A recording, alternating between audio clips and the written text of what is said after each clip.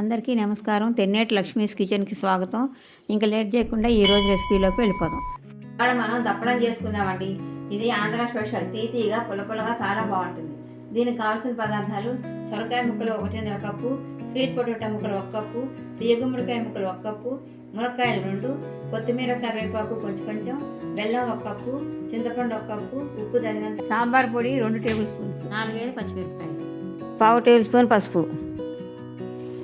ముందుగా చిలకడ దుంపలు ఒక 2 విజిల్స్ వచ్చేదాకా ఉడకబెట్టుకోవాలండి. 1 గ్లాస్ నీళ్లు పోసుకున్నానండి. దాంట్లో గుమ్మడికాయ ముక్కలు, మునక్కాయ ముక్కలు, సొరకాయ ముక్కలు, పచ్చిమిరపకాయలు వేసి కుక్కర్ పెడుతున్నానండి. ఇప్పుడు 1 విజిల్ రాగానే స్టవ్ బంద్ చేసేయాలి.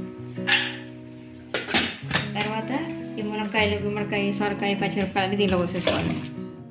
మనం తీసుకున్న చింతపండుకి 2 గ్లాసులు నీళ్లు పోసుకొని రసం తీసుకొని ముక్కల్లో కలుపుకోవాలండి.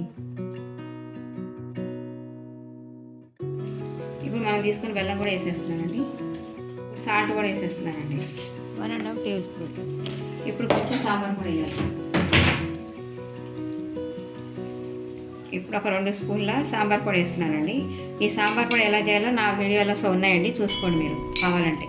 ఈ ముక్కలు, చింతపండు రసం అన్నీ వేసేసినాక పొయ్యి మీద పెట్టేసి మసాలా పెట్టుకోవాలండి. లాస్ట్కి కొత్తిమీర, కరివేపాకు, పోపు వేసుకోవాలండి. ఇవి కొంచెం మసాలా. మనం స్టవ్ మీద పెట్టుకున్న పులుసు ముక్కలతో పాటు అన్నీ ఉడికి ఇట్లా అవుతుందండి చిక్కగా. సాంబార్ కూడా వేసాం కదా, అందుకని అవుతుంది. ఇప్పుడు పోపు వేసుకోవాలండి. నూనె కాగిందండి పులుసులోకి. ఇప్పుడు పోపు వేసుకుందుకు మెంతులు వేసాం ఫస్ట్.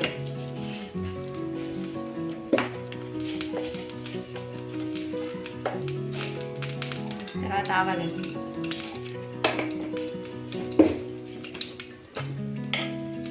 కొద్దిగా జీలకర్ర,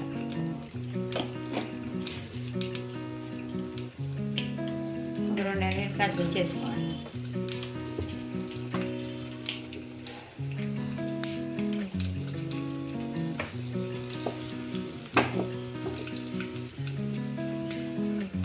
ఆవాలు చిట్టుపట్టమంటాయి కదా, ఇప్పుడు కరివేపాకు వేసేస్తాం.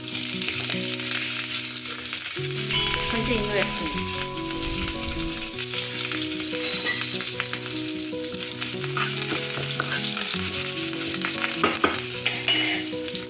ఇప్పుడు పులుసులో వేసేస్తున్నాను.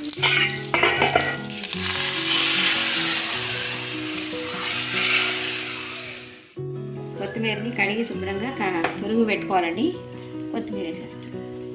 ఒక 5 నిమిషాలు పులుసు బంద్ చేయొచ్చండి.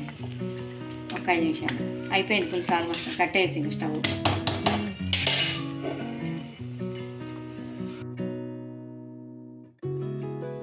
ఇంతేనండి, దప్పడం రెడీ అయిపోయింది. దీన్ని అన్నంలో కలుపుకు తినచ్చు, చపాతీలో కూడా నంచుకు తినచ్చు. చాలా బాగుంటుంది. తీతీగా పుల్లగా ఉంటుంది. పిల్లలు కూడా ఇష్టంగా తింటారు. ఈ రెసిపీ మీకు నచ్చినట్లయితే షేర్ చేయండి, లైక్ చేయండి, సబ్స్క్రైబ్ చేయండి. నా కొత్త వీడియోస్ మీ వరకు రావాలంటే బెల్ ఐకాన్ ప్రెస్ చేయండి. మరొక మంచి రెసిపీతో మీ ముందరికి వస్తాను. Thank you.